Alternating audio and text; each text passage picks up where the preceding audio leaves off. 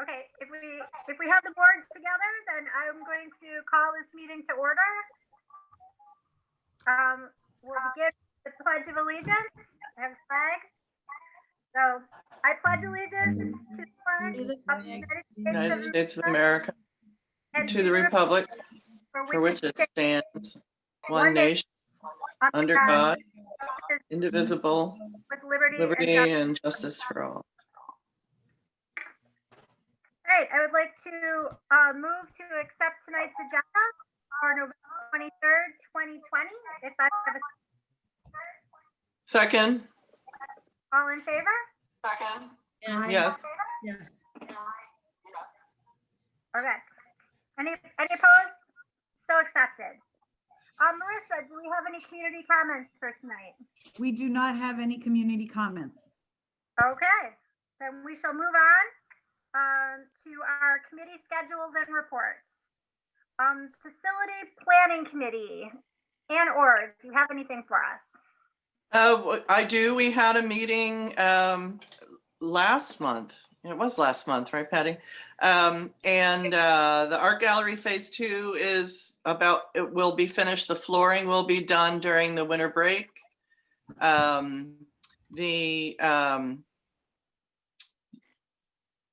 If I could read my own writing. The emergency work on the middle school has been wrapped up, and you'll see further on there's a financial issue related to that we need to approve some money. The capital improvement project, the 2020 project, which you'll also see that we have to vote on today, has been fully estimated. And that includes HVAC, air conditioning in the middle school. The high school gets a new, Blakesley Field is going to be resurfaced. And the IEC also gets air conditioning in phase 2 of that. So that's all coming up in 21, 22. But the full estimates in great detail were presented by Troutman and Buffalo. And that's about it. I don't know what the statuses of the tents are. Patty, are they up? They're up. They're up. Did we have people been using the tents? Not yet. The sides, we don't have the sides on them yet. When we get back, because of the winds last week, I did not. We wanted to make sure we got them up, but the side materials that kind of block the wind and make them a little bit warmer inside, we have to get those on. But yeah, they'll hopefully start to be used once the kids get back next week. Once the snow flies, right? Yeah. Did I miss anything, Patty? No, the only thing I wanted to mention, and I can actually address it in my report, is that we are looking at another emergency project related to the PEC crawl space. And we hadn't talked about that actually at our meeting yet, because that's kind of new. Okay. So I'll talk about it during my report. But Actually, all of the crawl space, although some of them are part of the project itself, but a lot of that work we want to get started now. Okay, I did see that on the agenda that there were 3 buildings mentioned in the crawl space. I'm like, that's different. Okay. And we have our next meeting is in December 2nd. Okay. Thank you. The Curriculum Instruction and Assessment Review Council will meet on December 8th, and that we discussed at our work session, kind of transitioning what was strictly the STEM Council into a little bit more expansive Curriculum Instruction and Assessment Review Council. So you haven't met yet, right? That'll be the first meeting in December, correct? Correct. Okay. The next NOSBA meeting is December 10th. We have made a decision to take the January legislative breakfast virtual. As far as I know, that decision has been made. We were still working with our executive board and trying to get a hold of everyone to do that. The October one had been 100% virtual, and I think that was pretty successful. There's just to try to be optimistic that we'll be able to get together even in a hybrid approach by January. Way too optimistic now than it did perhaps in August when we first discussed that. So more information forthcoming, but there will be a virtual meeting on December 10th. Policy Review Committee, back to Ann Orr. Oh boy. You'll see the first reads and second reads are in the agenda and they're in your reference documents, but just very quickly, in the first reads, policy 5676, which is data privacy, it's about 14 some pages long. There's a lot of red ink on that on page 9, and that is basically removing from this policy the Bill of Rights, which was recently updated, and we don't want to reiterate it in this policy because it has its own life. So we've just deleted that part of it, and this is a BOCES recommendation, and as well as another policy which has been updated and changed and substituted. You'll see on page 11 of that 14-page policy. But Nick has reviewed this thoroughly, and we're ready to put that through a first read. The rest of the first reads there are no major recommended changes. They're policies that are up for annual review and update. On the second reads, I think I had mentioned in our work session that there is a revision to a lot of the Title IX policy to include language around sexual harassment as well as discrimination. That's being reviewed by our attorneys. So you won't see that on either the first or second reads. And once we get feedback from the attorneys, we'll have that policy updated, but it's not there now. Everything else that's in the second reads we've seen before and are basically no changes to speak of. And we'll be approving those second reads today. And the next policy meeting is during before our work session. Apparently on the 14th of December. I can read that. Thank you. As Ann mentioned, the next work session will be on December 14th, and then we will be having our regular board meeting on the 21st.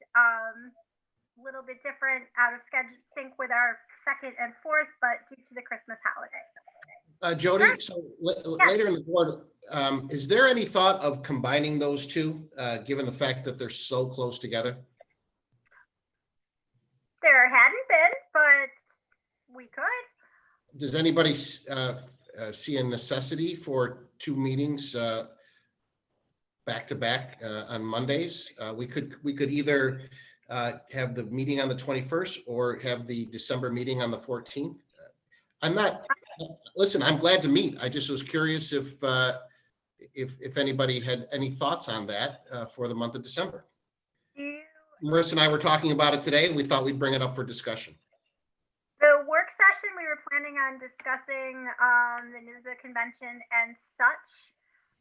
Do you have anything? Do you foresee anything? Financial approvals? Any regular business that we would not be able to conduct on that second Monday that would be too early for that?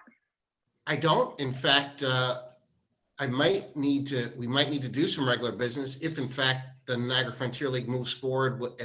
So currently we've postponed at least bowling and boys swimming to the 14th of December. We might need to make appointments that night anyways. So we certainly could still have our NYSBA discussion and roll into a regular session. But then I wouldn't see a necessity then for the 21st. Even though this is a pandemic and we might be doing a little less running around than we usually do right before the Christmas holiday, as a working mom, I can honestly say that not having to right before Christmas would be good for me. Anybody have any? If we combine them and just have one meeting in December? My only question would be, with COVID and the decisions making about closing and things, do you think that that would have any impact on either one of those meetings? I mean, No, we would be fully virtual, regardless. no, I'm talking about like a need to meet to discuss any Oh, things that come up about it. Well, if I have to close, that could happen on the 14th, the 15th. I mean, we never know Right. what governor's gonna, that opting for, I'll have to have that discussion through Jody to all of you, but the only discussion is if we're, I mean, I'm just basically informing you we're moving to. My only concern is that we would be cut. I mean, I would be all in favor of moving to one meeting, but I would hate to get caught up and not be able to address something we might need to address under those circumstances. Is it possible to say you'll have one meeting on one or the other dates, and then if there needs to be an emergency meeting that you could have? Of course. Okay. That would always be the case. I wouldn't see us moving to closure in a yellow zone scenario. The governor will make that announcement. There'll be at least 3 or 4 days lead time before it actually goes into effect. And then we would still remain open. We're going to continue to remain open and initiate that testing once we get our license. So yeah, I don't see that we would, at least in this instance, need to necessarily have an emergency meeting to do that. The board's not going to, the board, my authority is to open and close the schools. I just inform the board on those, on that closure. So, and, obviously fully inform the board. I've tried, hopefully you're kind of up to speed on, with all the communication that's going on and kind of where we're at right now. And I certainly can answer any questions that you might be, but we're just currently in preparation for the possibility of yellow zone designation and moving in that direction. Charlotte, when this, as Paul was saying, we don't take any action Right. to close the schools. And in March, when the governor made the decree to close all of the schools in the state, we didn't call an emergency meeting for that either. Paul actually called a meeting. It was on a Sunday that all took place with all the administrative team, and Lance and I attended that, and then we reported out from there. And that was really just kind of a strategy meeting. Okay, this governor's closed everyone down. What do we do now? But we don't need. It doesn't necessitate us coming together to take action. Of course, if we wanted to call a meeting to, so that we could, like this, so that we could all be updated, especially with the use of Zoom now, we can do that at any time that we needed to have an emergency meeting. So of course, that would really be outside the scope of what we would do at the work session or at the regular board meeting. So it wouldn't preclude us from doing that. Okay, it's just a question, if we had to have an additional meeting for any reason. Yeah. Would we We be could able call to that. call? Okay. Traditionally, I believe I'd have to defer to Marisa, but I think, in order to have a meeting, we could have, 24 hours notice so that we can publicly announce it. But in the case of an emergency, then we do have the purveyance to call a meeting and get that. I believe that can be waived in an actual emergency. So, okay. And Marisa will correct me if I'm right. You are correct, Jody. Okay, thanks, Marisa. All right, and So my suggestion will be we move, we'll meet on the 14th and that will be our meeting for the month of December. okay, and that does leave plenty of time in December if we did need to meet for any reason. So, okay, good suggestion. Administrative reports, Dr. Lyon. Hello, I'm gonna. So I just want to share that we are busy working on the fully remote plans in the event that we need to go fully remote. We have an internal and an external facing document that we're in the process of giving the finalized to tomorrow at our 18 meeting. And then my suspicion is that Mr. Casari will be sharing that with the community in the near future, and I'll be sharing it internally with the staff as well. And that's been a lot of the work that we've been focused on lately. As board members, I'm sure you're curious about how things are going in terms of our hybrid learners and our remote learners. And so we definitely have internal feedback from teachers that, we get feedback all the time from them, but we wanted to get feedback from our families. And so I have that presentation to share with you. I don't know if you want me to share it now or wait. What's the preference? Mr. Casari? Yeah, you're welcome. Yeah, please just quickly go through some of the results of that survey. Sure. All right. So can you all see my screen? Whoops.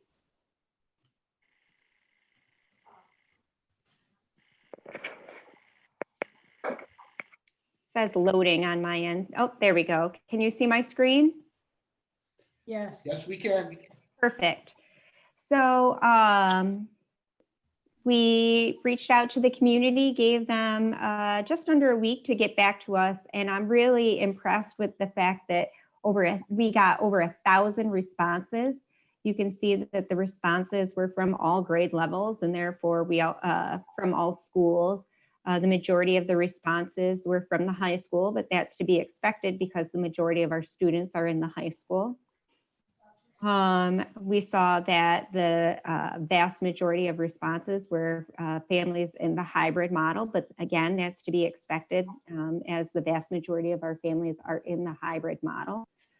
So specifically the hybrid families, you'll want to look at the red and the blue with these slides because blue is strongly agree in these slides and red is agree.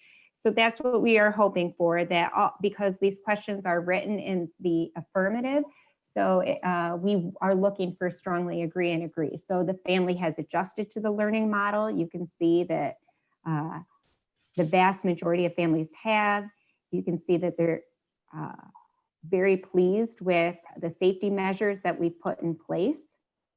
You can see that the children enjoy coming to school, that we gave them options, you can see here, about the best part of the day. And then you can see that many people responded with some version of all of the above.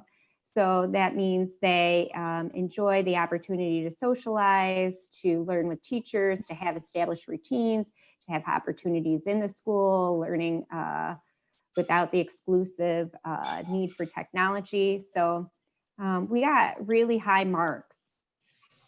Remote family responses were also favorable. So again, same colors, blue and red is what you're looking for. So you can see that most families find the remote synchronous learning experiences engaging, that the children can independently navigate their remote synchronous learning, that children who need additional help have access to that, and that the children enjoy the remote schooling. The best part by far is for children to be able to work at his or her own pace. And then the overall experience either meets or exceeds the expectations. We also ask social emotional questions because we know that school is more than just academic learning. It's also about the social emotional environment. In this case, the colors are changed just for this question. So you'll want to look at orange and green. And so during this time, the child feels emotionally supported by the district through interactions from the teachers, principals, and other support providers like counselors. And by far, people agreed or strongly agreed. Our teachers are checking in with students' social emotional well-being. For the children who do get related services such as speech, OT, PT, special education, or AIS. Most kids you see do not have services like that, but for those who do, they either agree or strongly agree that their child benefits from that interaction. And then we asked this hypothetical question that's asking, in the event that we had to randomly test our staff and students in order to stay open, how likely would families be to consent for testing? So these were the overall results. So blue is I would definitely, so about 1/3 of our families would definitely consent. Another about 40% said they would likely consent. And then we had about 10% of families who were felt strongly that they would not consent. I did break that out to see if there was a difference between how remote families responded to that and hybrid families, especially in light of the fact that in the event that we would need to test, we would not need to test remote students. We would only be testing hybrid students.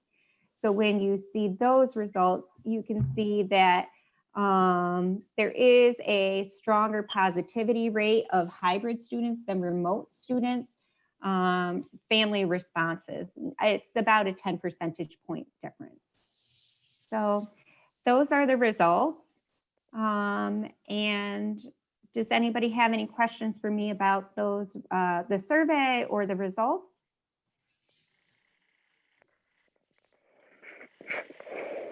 I just want to applaud the efforts of all stakeholders in our in the Lewiston school community, because results that are as positive as this don't just happen. It's through the collaboration and communication of everyone involved.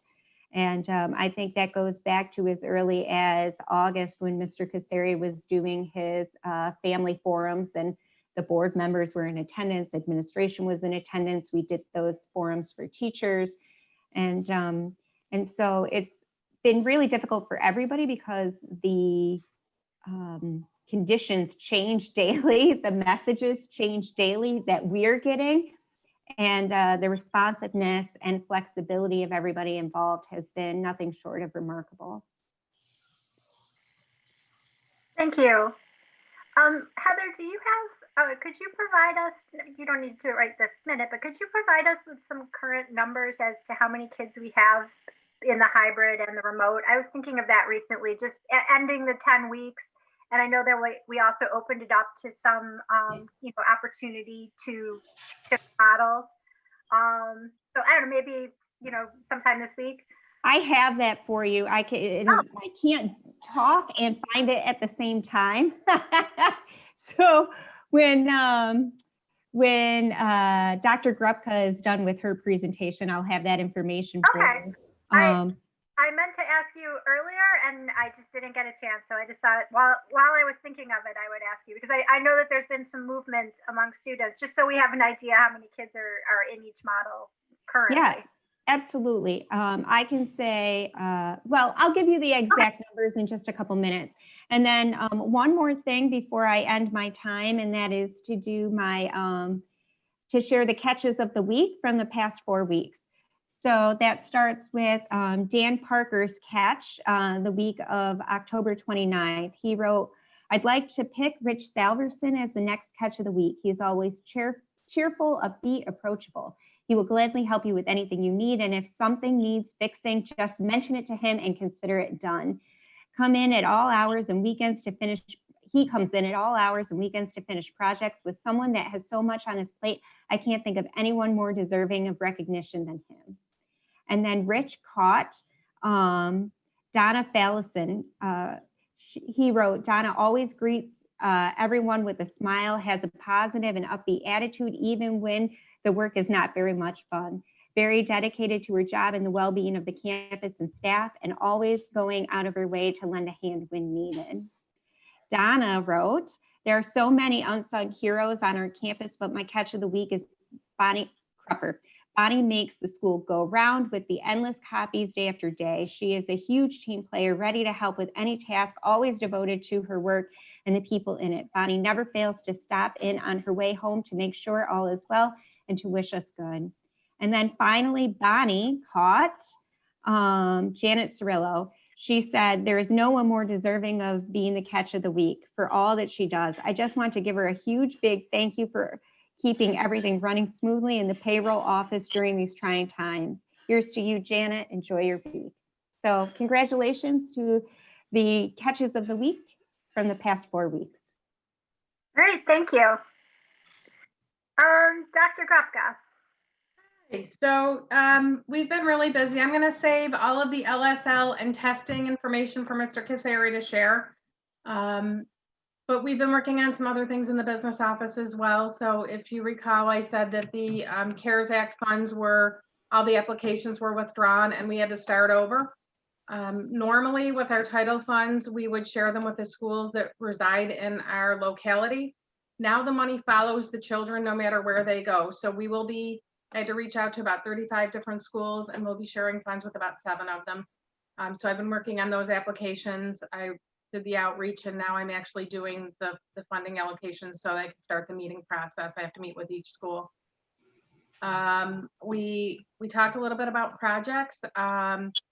We are trying to do some abatement type ventilation work at the PEC. Even after all the work we did in the crawl space, we're still having some water seepage.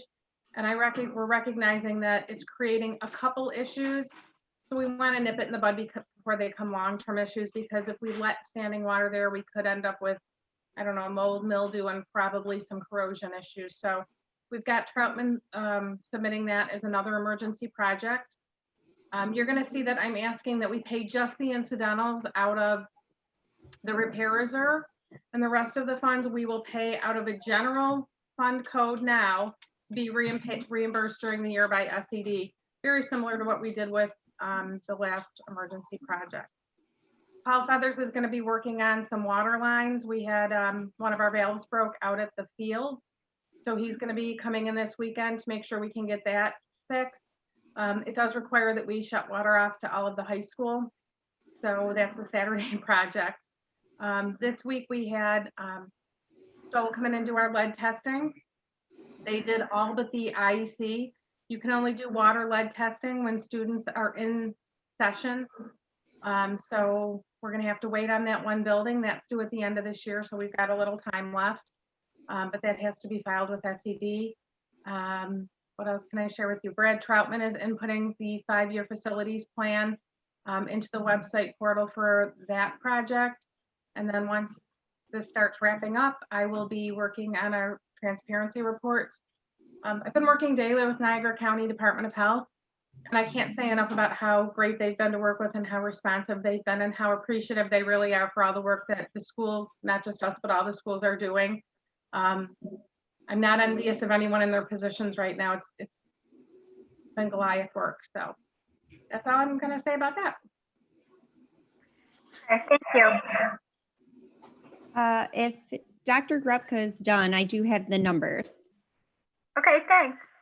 Sure. Okay. So at the PEC, we have 62 total remote students, and we have had 13 total requests to make a move, 2 to go into remote and 10 to go into hybrid.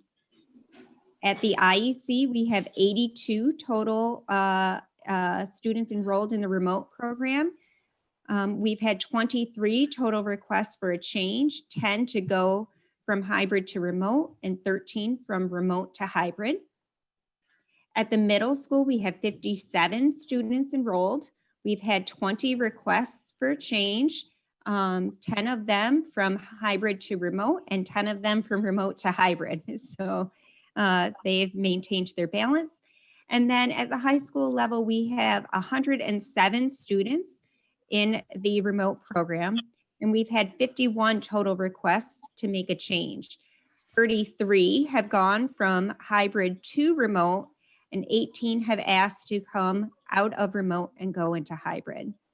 The smallest remote class that we have is at kindergarten, that has the lowest enrollment of remote students. And in some instances at the high school level, in fact, we have had to enlist some of our middle school remote teachers to be hybrid. I'm sorry, they're not teachers, they're liaisons.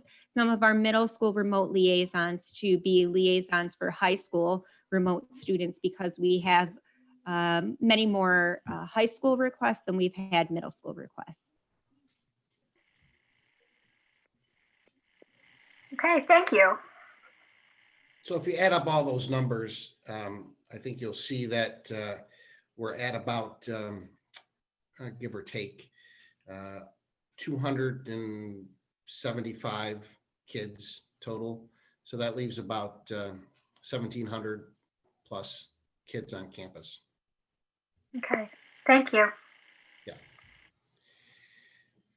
Not much more to add regarding our continued work toward moving our district toward a possibility of the need to engage in the yellow zone designation requirements. Dr. Grupke and I met with Dr. Ferguson last week. We have applied for what's called the limited service laboratory designation for Lewiston Porter. That will allow us to do the testing on campus. We also put in for multi-site licenses so that the testing could take place at each of our buildings and our district offices if we need to. We weren't certain if we actually needed to fill out those forms as well, but we sent them along just as a precaution. There was a filing fee, believe it or not, to do that. Oh, I believe.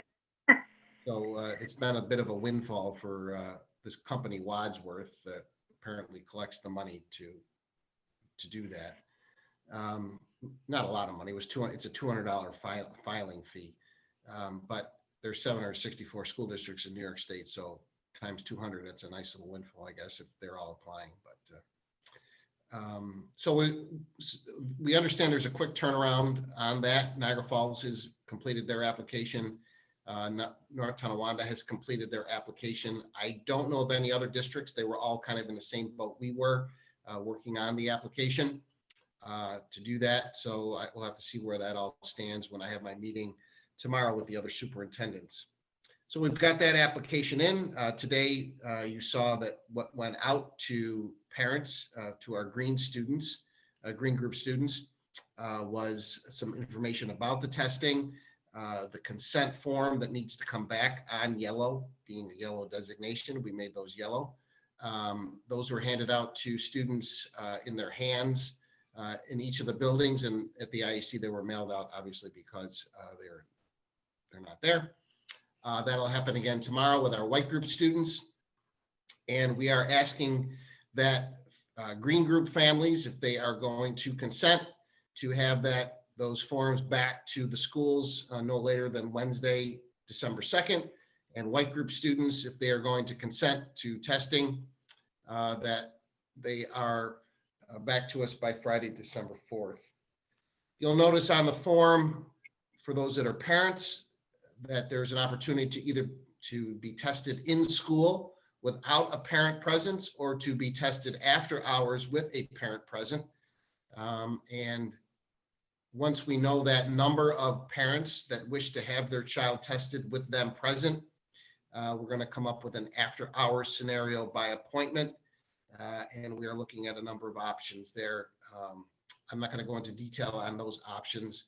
Having our nurses stay overtime, but also we've reached out to a couple of other service agencies that could possibly help us after hours to do that testing. Again, we only need to meet the 20%, so we may not need to do the after hours testing if we have enough students who can meet the 20% without having to do that after hours stuff. So we'll see how that all plays out. We have to get all the forms back and kind of shuffle them and do all of that. We'll have a consent form as well for staff. They'll be filling those out next week, again, in preparation for the possibility of a yellow zone designation. The governor, in his press conference today, talked about a lot of additional yellow zones. But did not bring up any more yellow zone designation in Niagara County. So we've bought a little bit more time, but at any given press conference, that could change. So we'll have to see how that all plays out. Paul, Yes? the testing, the 20%, is that of the total student body or is it by building? It's by building and only of the students who are in attendance. 20%. Oh, In okay. attendance, not the total. So the kids that are in remote that Dr. Lyon just talked about, those numbers, they're pulled out of the 20%. Well, at least that makes sense. Right. So I mentioned to you a number of about 1,700 kids. We would be testing about 340 students, again, broken down by building. And we would be testing about 60 employees, again, broken down by building, give or take. Is that weekly testing? No. So the good thing about it is it was originally, yes, it was. And I think I may have even had that in my first iteration of explanation to the community. It was supposed to be, we were going to pay for the tests and we would need to test a new random number each week. Now the state is providing the tests. And we only need to test one time. If as a result of that testing period, our number comes back below the current positivity rate in our zone. So let's say it's 5%. Let's say our testing comes back at 3%. Let's say 3% of our population, then we do not need to retest. If we were to come back at 5% or higher in our first go around, we don't need to do it each week, Charlotte. They are now saying you do it every other week while that yellow zone designation is in place. If you go to it. The reason for my question is, would you ever be testing a student more than once? You might on this, if you got through, we would break our groups down into groups of 4. So we would have groups of 25%. So if we would be good for at least 8 weeks. Okay. If we needed to continually test. All Once we got past 8 weeks, if we were still in the yellow zone and we still needed to test, we would have to randomly shuffle again. What if we go to orange, then? If we go to orange, we have to shut down for 4 days immediately in order to reopen. We have to test all of the students and staff who want to come back on campus have to test. So you have to test 100% of the students that return to campus. Would the school be testing or would they be receiving outside testing on that? No, that would fall under the same scenario with the COVID BINX. We would do that testing. We could provide that testing. I don't know. Currently right now, the county has enough kits to cover the 20% across. You're talking about, they would need to test about 8,000 students across the county and about, I think 3,500, 4,000 employees across the county. So about 12,000 tests are needed. He has about 20,000 tests right now. If we were in orange, currently right now, he would not have the test for us. Because you're talking over 30,000 students in the county and like 8,000 employees, somewhere in that region. Thank you. But we could definitely do the yellow. We are preparing to do the yellow. I am not going to put out that yellow zone, what that model looks like tomorrow. I'm going to wish everybody a happy Thanksgiving tomorrow. And then next week when we come back, I'm going to get more detailed with families on what Dr. Lyon described as the inward facing document, which is what the remote, because the remote Mondays, as we know them now, they would be expanded a little bit more. There would be a bit more instruction, particularly at the elementary level, taking place virtually because we're now not seeing them in class. So it looks a little bit different at the elementary, not much different at the secondary in terms of what the remote model would look like in a school closure. Okay. Yeah, Mhm. I think that's wise too, because you have no idea what might change between tomorrow and the Yeah, next. and you know what, if you put it out tomorrow and people, you know, they're not, first of all, they're not going to really be too concerned with looking at it. So we'll get into the nitty. We're That's even fine. for some reason, we are designated a yellow zone tomorrow, which I don't believe is going to happen because Dan Stapleton would have given us a notification already. We would have some time to prepare for that. And we wouldn't be closed. May I ask a question? Yes, go ahead. So if a parent should refuse to have their child tested, would they just have to go strictly remote then? No, they can still come on campus. We only need to test 20%. So I have received a little bit of feedback from that, Jennifer, from some parents, just in my, Mr. Hill forwards me some of the comments that come back through my messages, and people are a little perturbed about that. Why should my kid be tested and your kid, you're just refusing, but they get to take the advantage of that. That's how it is right now. So if we want to stay open, all we have to do is test 20%. So people can refuse. Just as long as I have 20% tested, I can stay open. The problem we're going to have is we get to orange and people then refuse. Those people are going to have to go stay remote. Which, if that occurs, that's going to be tough.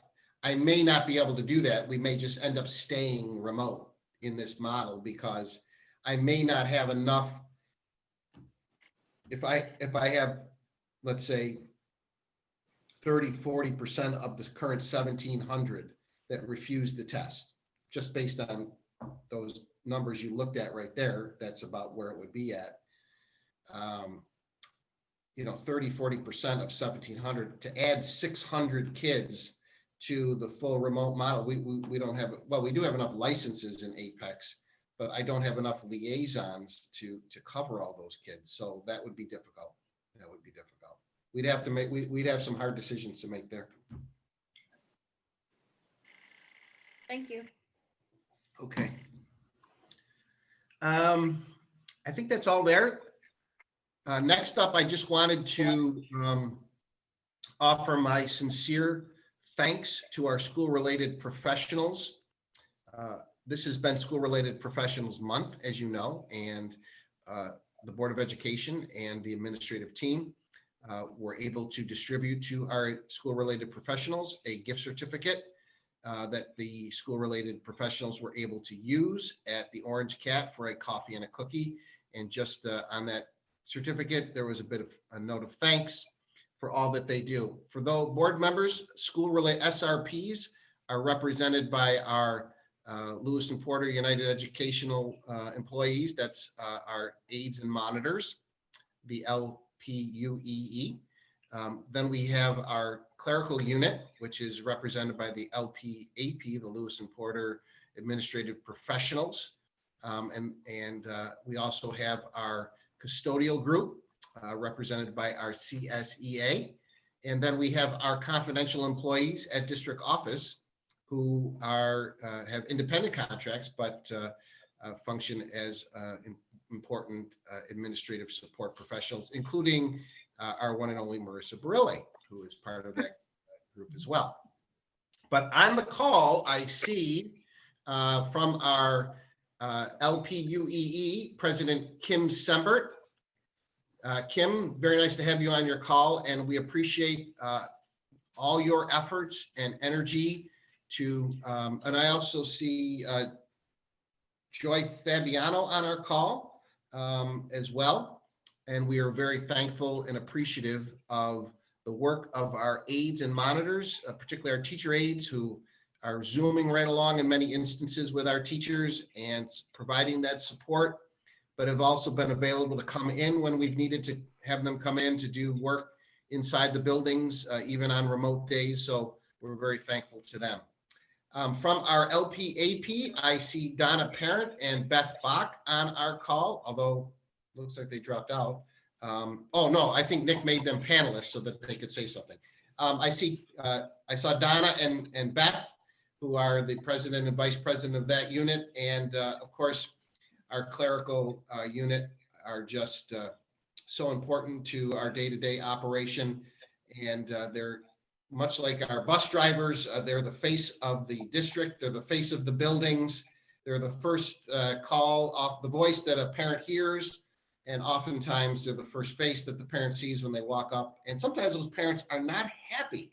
I know that's not always the case, but our LPAP folks, they do a great job representing us and the district.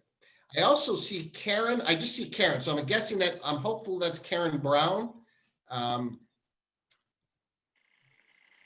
maybe Nick made her a panelist so that she can make comment, but I can't say enough about our CSEA.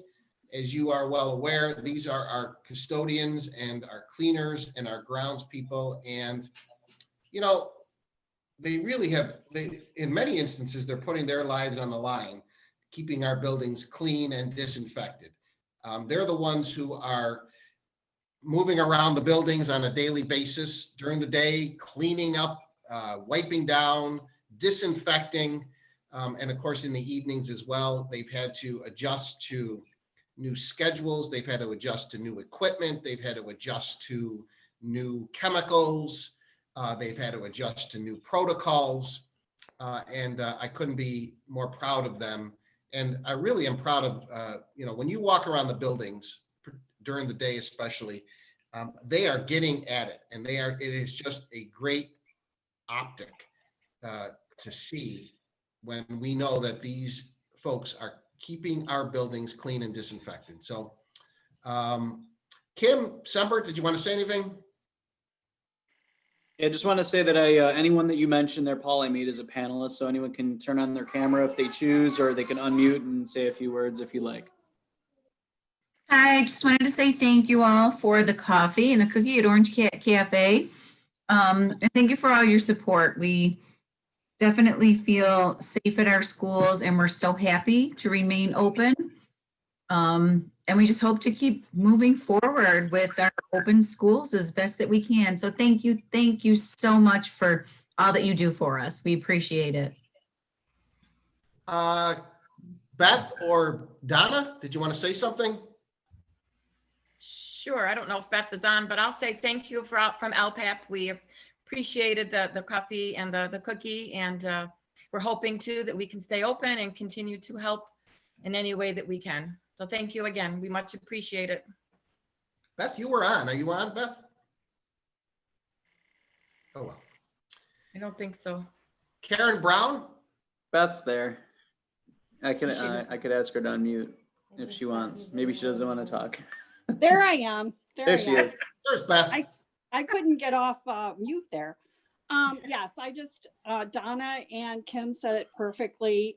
Thank you for your support. And we're so happy that we are in the buildings, and the custodial, as you said, are doing a great job. We feel very safe. So thank you very much.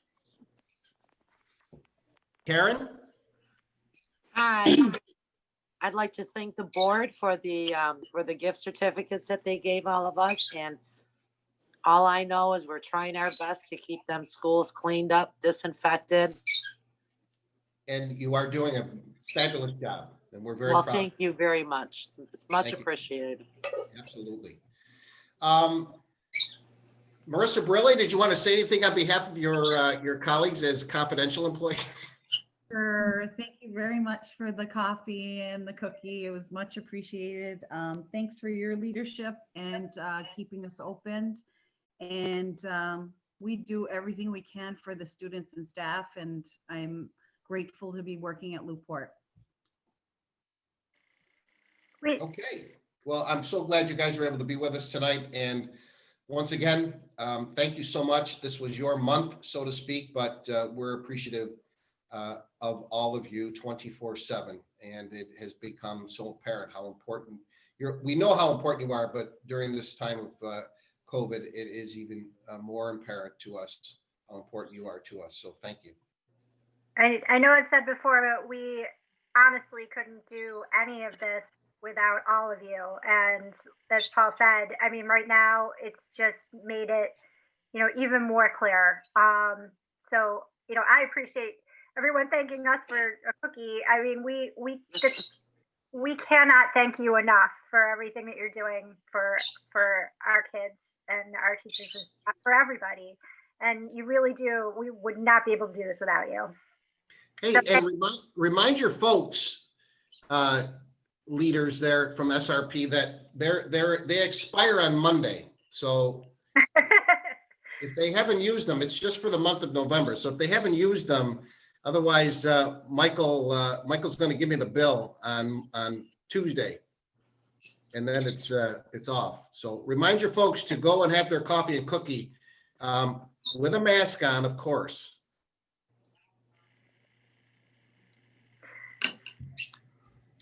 Jody, before you get to board member comments, so we had tonight as one of our, out of the blue, a gentleman, I'm not sure if he's a community member or not.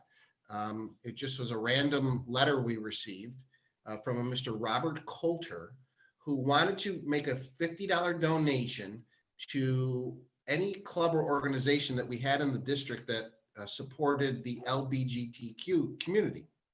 And we do have a Gay Straight Alliance Club that we've had for a number of years. Been a very active club at it was a very active club at the high school, particularly when I was principal. I know that the club did a lot of fundraising and activities for their students, and actually the club, we attended the Gay Rights Parade a couple times downtown, which was an unbelievable experience, I have to say. So we're very proud of the fact that we have that organization that is supportive of that community within our school district. And we have the moderator, the new moderator, Carly Wright, who is with us. She's actually a counselor at the middle school, and it kind of runs across the secondary program. So if you haven't met Carly, she's relatively new to us, school counselor at the middle school, and she's going to be taking over that organization. And I know she was pleased to hear that she received a $50 donation to add to their coffers, so to speak. But any thoughts on what that might look like, Carly, in the remote environment as you start to think about how you're going to bring that club together? Yeah. Hi, everyone. So I'm Carly Wright. Yeah, I'm excited to be the new advisor this year. I think this club is so important to offer our students, all of our LGBTQ students and their allies in our school community, a safe space, and to feel supported and to have resources. So I'm really excited to get started. I'm planning on having remote meetings, possibly being able to do some separate meetings with hybrid students too, just to get a little bit of the face-to-face interaction. But definitely I'm going to collaborate with the students and kind of get their views on well as some things that they might like to do this year. But I definitely think maybe hooking up with some local organizations. I know we've got some great organizations for the LGBTQ community in Western New York. So taking a look at some of that, providing some different resources to offer support for all the students. So I think there's definitely a lot that we can do. And I'm very thankful. I know that the students are as well, to Mr. Coulter for the donation. So we really appreciate the support. It's really nice to have that. It was really nice too. I mean, that's something that we've talked about over the years is ways to raise awareness just for the GSA. And as Paul said, this kind of came out of the blue, but it was a wonderful opportunity to bring you in to talk to us, and just very thankful to Mr. Coulter for making that donation. So the world needs, all the support that we can, for all of our students, especially, our Gay Straight Alliance, and all the allies that we can have. So it's fantastic. So thank you for coming on board as the new advisor for the club, and thank you to Mr. Coulter, wherever he is, for making the donation. Does anyone else have anything for Ms. Wright? Great. Well, thank you so much, and look forward to maybe we can touch back maybe after the holidays and once you've had a chance to kind of launch where you are, and we'll talk to you again. Yeah, definitely. Sounds great. Okay. Thank you for coming on, Carly. I appreciate it. Yeah, of course. Thank you. Right. At this point, we're going to move on to our board member comments. Gemma, you're up first. I saw that. I was like, where's Betty? All right. Hi, everyone.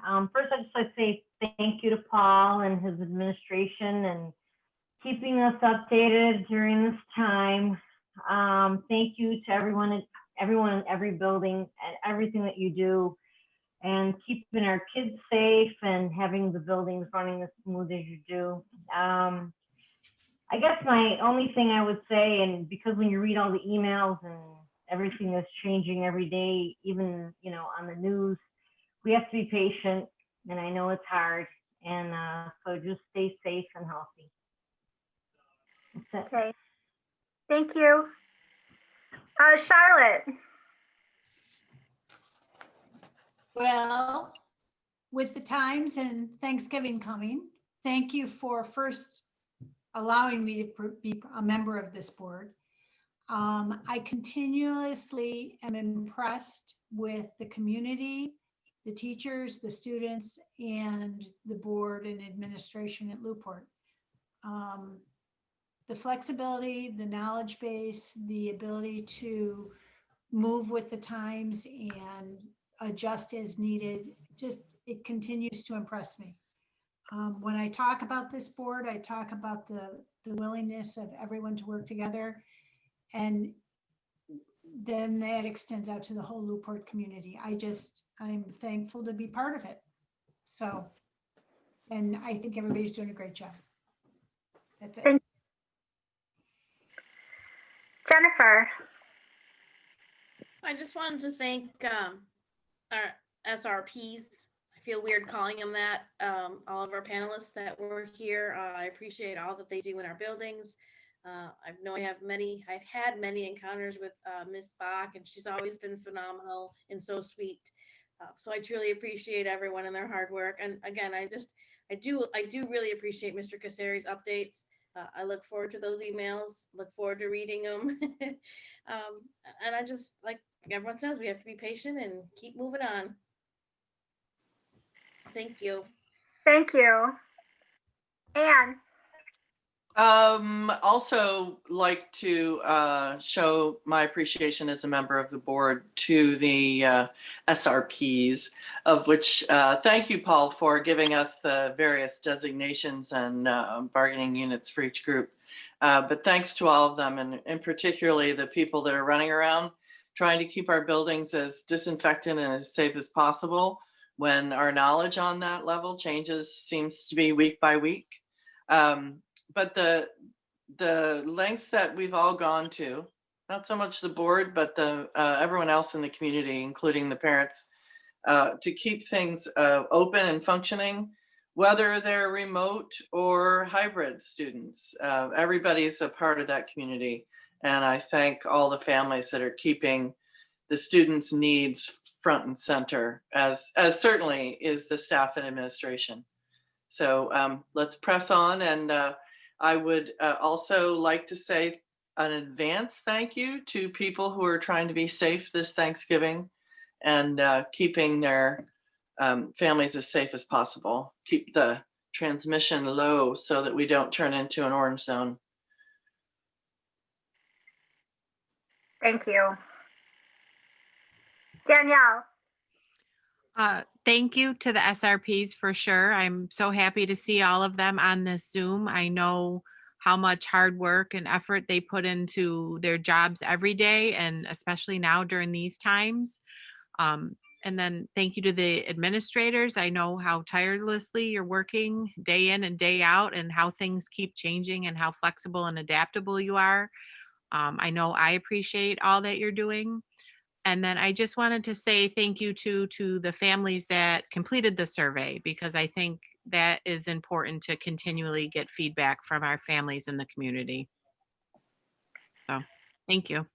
Agree. Thank you. I guess that just leaves me. I want to echo the sentiments of everyone, thanking all of our school support staff. Like I said, we could not do this without you. And I also want to thank, all of our administration, teachers, everyone, for the dedication to keeping these buildings open. Everything has shown that it is really important to keep these kids in school, coming to school, even if it is just that, limited couple days a week. So I really appreciate the dedication that we've seen to, just the amount of work to have everybody being able to do that. And I want to wish everyone a happy Thanksgiving. So, and also echo Anne's sentiment. I hope that everyone, celebrates as safely as possible. I'm only cooking for 6 people this year, so it's going to be kind of weird. I think I'm making as much food as I usually do, though. I'm just looking at what I got.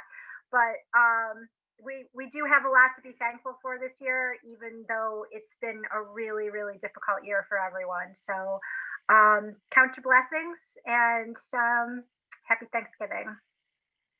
At this point, we would usually take a break, but we don't do that anymore because we have to figure out a way to get cake delivered to our house or something. maybe for that December meeting. So at this point, I'm going to move on to district operations. So I would like to move to approve M1, which are minutes from our October 26th meeting, if I may have a second. Second. All in favor? Yes? Yes. Yes. Any opposed? So carried.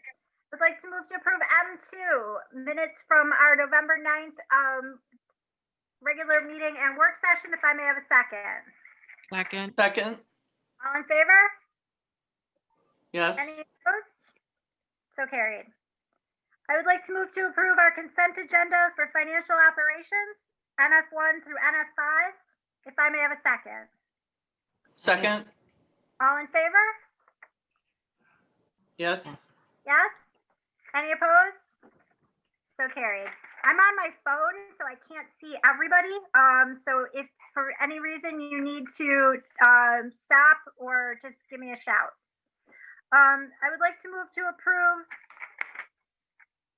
NA1, policy revisions, acceptance of the first reading, if I may have a second. Second. All in favor? Yes. Opposed? So carried.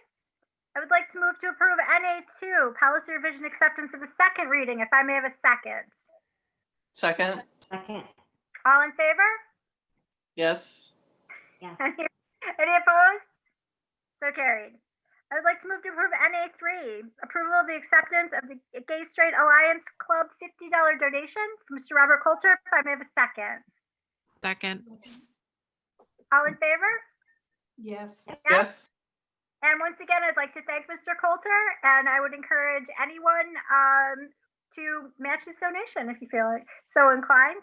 It's an absolutely great cause, and I look forward to hearing back from our GSA and their advisor as to plans for the coming year.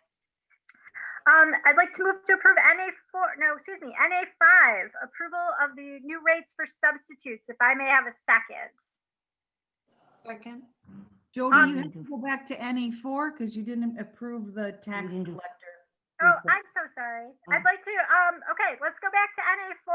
I would like to move to accept NA4, acceptance of the tax collection report, if I may have a second. Second. Any discussion? All in favor? Yes? Yes. Yes. Any opposed? So accepted. Now, I would like to move to accept NA5, approval of the new rates for substitutes, if I may have a second. Second. Second. And just quick discussion, Danielle and I, when we met with Paul to accept the agenda, we did have an opportunity just to talk about this a little bit. And these are just really aligning what we pay to what other districts pay, and in hopes of kind of bolstering our pool of substitutes, which we are having a very difficult time right now bringing into the district. And that's not unique to us, but we really needed to make a move to align our rates to that of other districts. So And we're gonna be a little bit more visible with this, so we're gonna go out this weekend using the Buffalo News and advertise for substitutes with our new rates, just to kind of get it out there, so to speak. okay. Okay, all in favor? Yes. Yes? Any opposed? So carried. All right, Paul, now you can go advertise it well. All right, I would like to move to approve NA6 approval of the expenditures from the repair reserve for the emergency project, as discussed earlier by Dr. Grupka. If I may have a second. Second. Any further discussion? All in favor? Yes? Yeah. Any opposed? So carried. I would like to move to approve NA7, approval of the 2024 capital improvement project. If I may have a second. Second. We have discussed this at length, and I can read this aloud if anyone would care. If I'm skipping through the 9 pages of documents right now. All in favor? Yes. Yes. All right. Any opposed? So carried. I would like to move on to pupil personnel and approve MP1 recommendations for CSE placement and amendments. If I may have a second. Second. All in favor? Any Yes. opposed? So carried. I would like to move to approve MP2 recommendations for the CPSE placement and amendments. If I may have a second. Second. All in favor? Yes. Yes? Any opposed? So carried. I would like to move to approve our personnel consent agenda. If I may have a second. Any discussion? Second. I know we do have, we're approving Lori Perry is retiring. So we usually give a shout out to our retirees. So congratulations to that, to Lori Perry. And any other discussion items? We're good? All right. Then I would like to move to approve. If I may have, I had a second. I would like, all in favor? Yes. Any opposed? So carried. All right, now with under 10% battery life left on my phone, I would like to move to adjourn. If I may have a second. Second. Okay. All right. Well, thank you all and have a very happy Thanksgiving. Happy Thanksgiving, everyone. Happy Thanksgiving. Bye, everyone. Enjoy your Thanksgiving. turkeys. Bye. Bye, everyone. Bye.